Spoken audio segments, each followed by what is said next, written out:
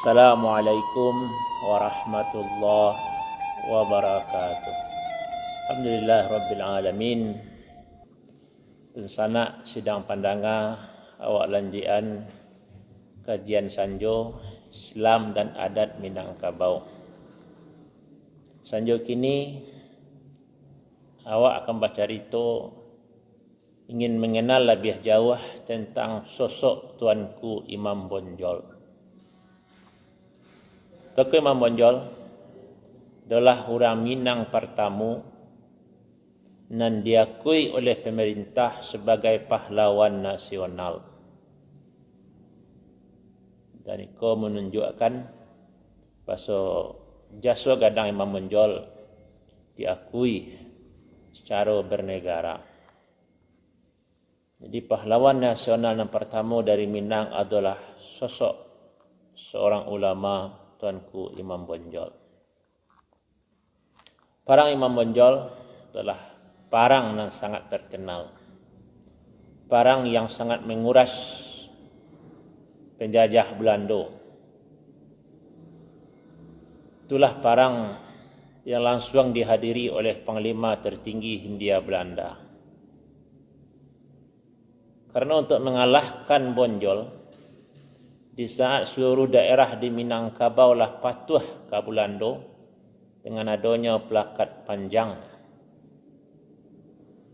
tahun 1833 yang tidak bisa ditundukkan oleh Belanda adalah Bonjol. Sekitar hampir atau 5 tahun Bonjol berjuang surang di bawah pimpinan Tuanku Imam Bonjol. Tentu tidak mungkin Tuanku Imam Bonjol didukung oleh masyarakat kecuali ada kelebihan yang dimiliki oleh Tuanku Imam Bonjol. Kau yang kini buat cuba mencaliak kelebihan Tuanku Imam Bonjol sehingga menjadi seorang pemimpin yang karismatik, sangat disegani oleh kawan dan lawan, sangat ditakuti oleh Belanda. Yang pertama, Tuanku Imam Bonjol adalah seorang yang berilmu, memiliki ilmu yang dalam. Mulai dari lingkungan kelahiran Tuanku Imam Bonjol.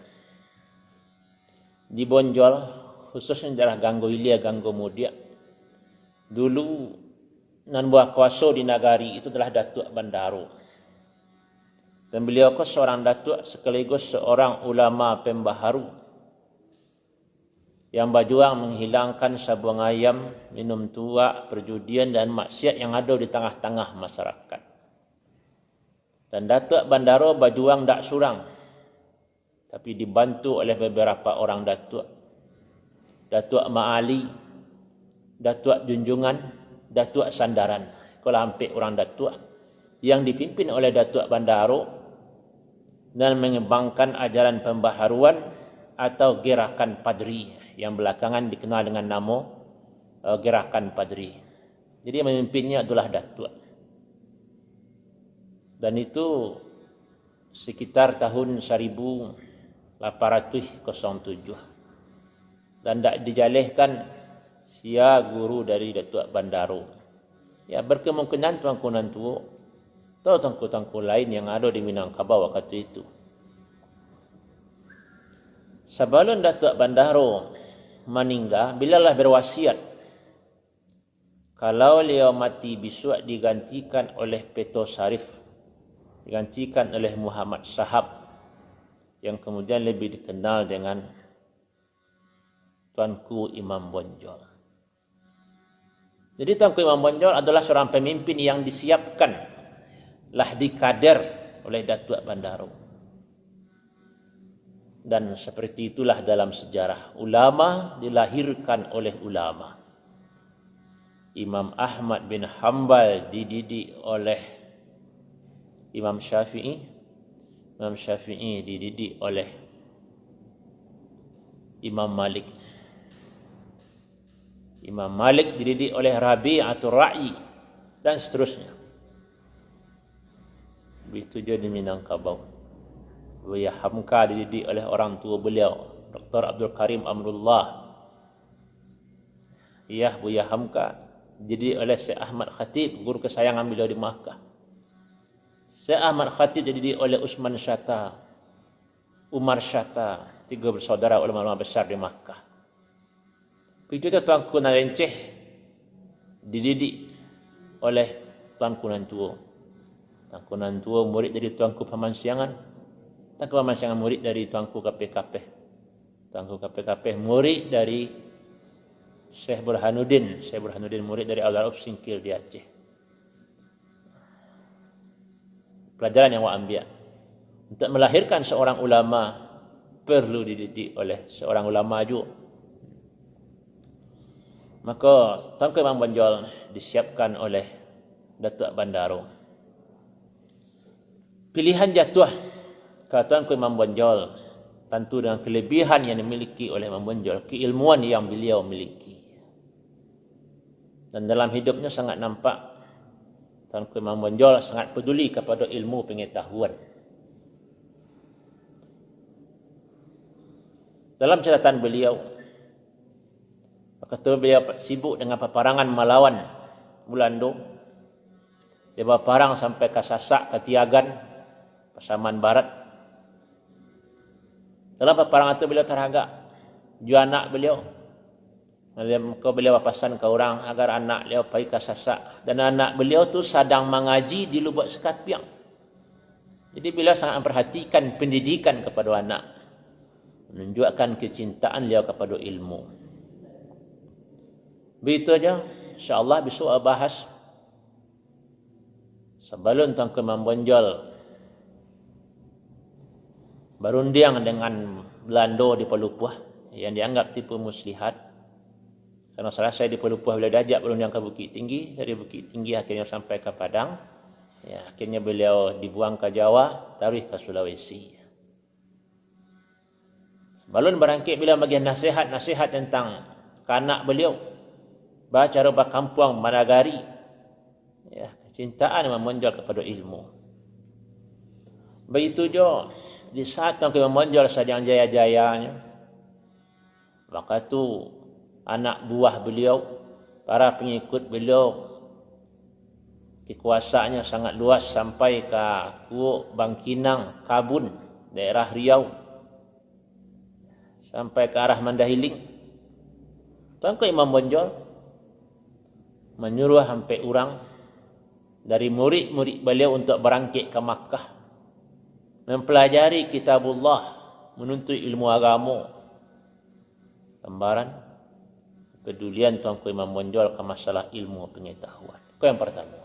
Tuanku Imam Bonjol adalah seorang yang berilmu, seorang yang mencintai ilmu dan mendidik orang untuk berilmu. Yang kedua, Tuanku Imam Bonjol adalah seorang abid, seorang ahli ibadah. Buku-buku yang menceritakan perjalanan hidup Tuanku Imam Bonjol seadanya menggambarkan bahwa beliau tu banyak berzikir, bertafakkur. Kadang dari asar sampai maghrib atau dari maghrib sampai isya, beliau tu duduk di tempat sembahyang berdoa. Bahkan waktu beliau ditandu dari Bukit Tinggi sampai ke Padang, setiap tiba waktu sembahyang beliau berhenti, tak turun. Kalau tidak mau turun beliau berang, rancak mati daripada tak boleh salat atau sembahyang. Dan itu memang ditanamkan dalam gerakan Padri. Wah, fahami gerakan Padri itu 20 tahun ya, sampai sebelum Belanda datang ada sekitar 20 tahun. Orang-orang Padri adalah orang-orang yang taat. Sehingganya ada orang Belanda yang mencatat, waktu orang Padri dijadikannya kuli, tukang angkit. Pasnya tiba waktu sembahyangnya berhenti, diletaknya babannya, sembahyangnya dulu, kemudian dibawanya baban balik. Itu menjadi catatan perhatian oleh prajurit Belanda.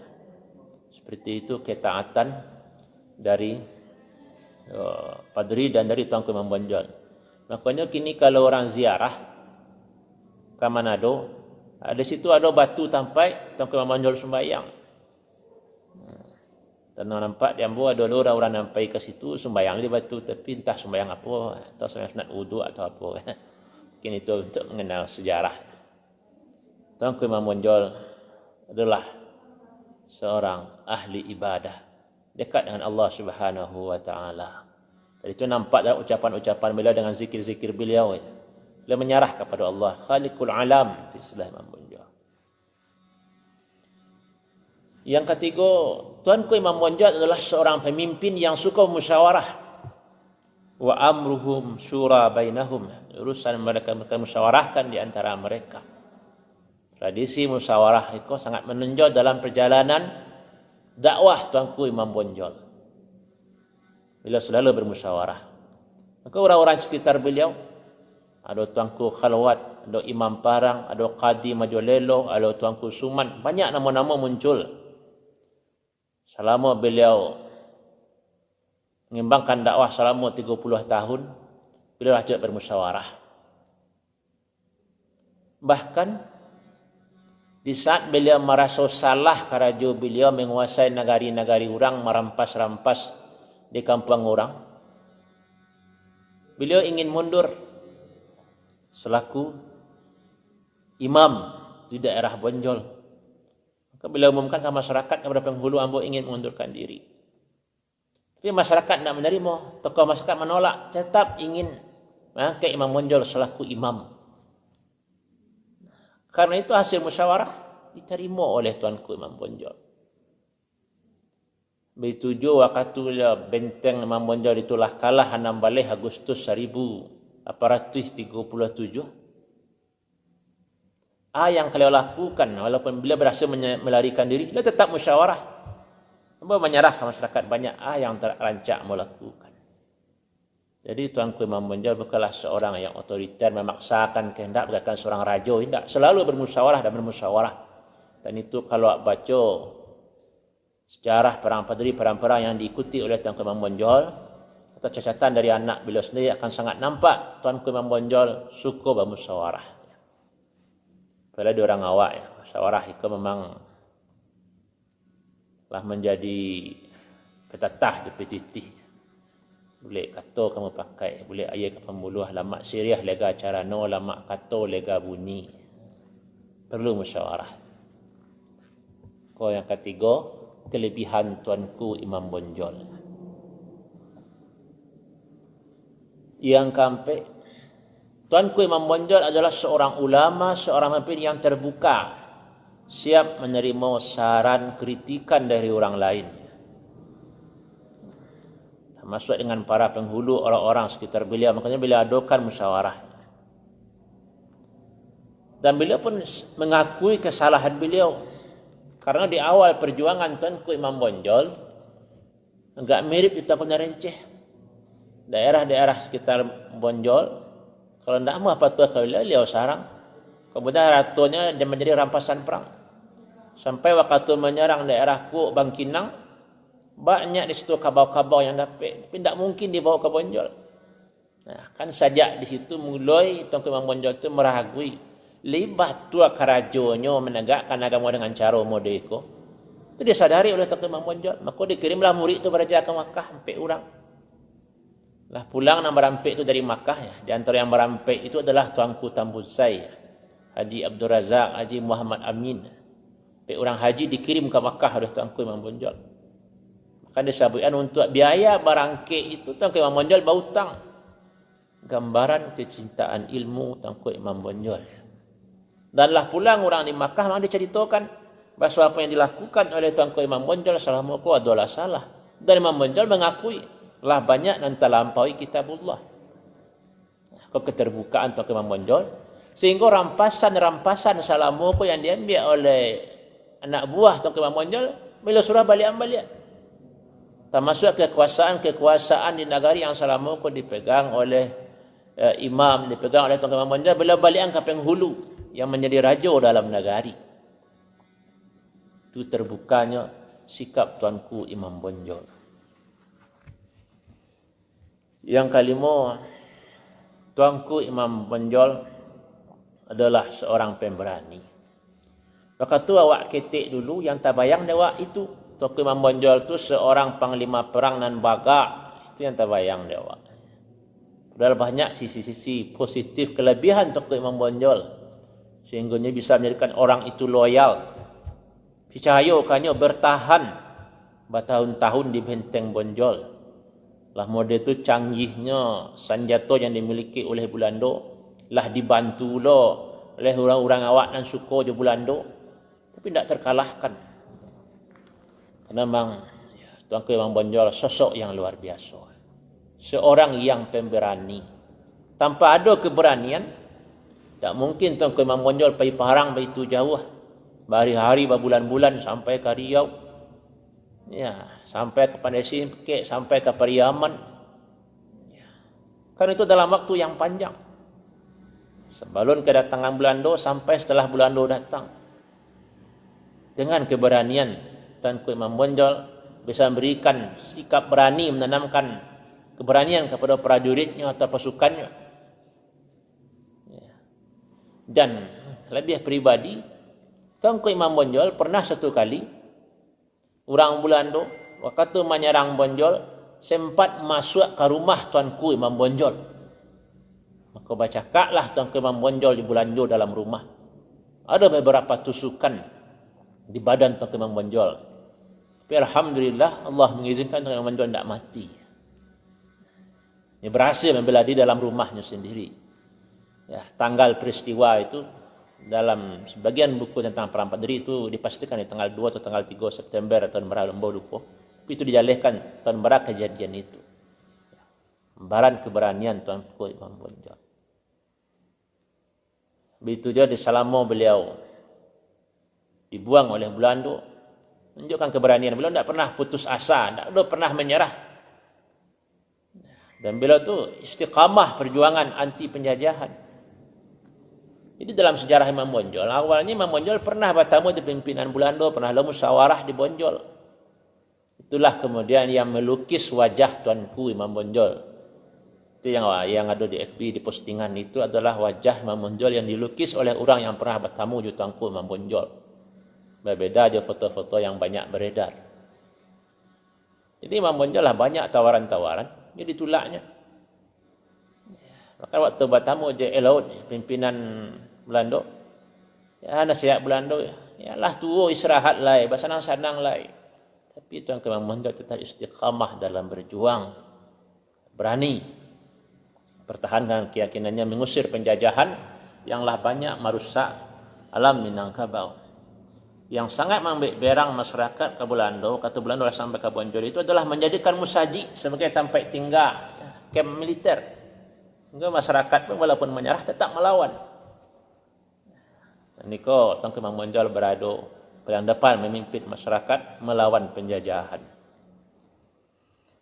Yang keenam, Tuanku Imam Bonjol itu secara otomatis adalah seorang pemimpin sekaligus pemikir, ya. Menguasai strategi perang. Beliau tidak ada sekolah perang, tidak ada sekolah militer.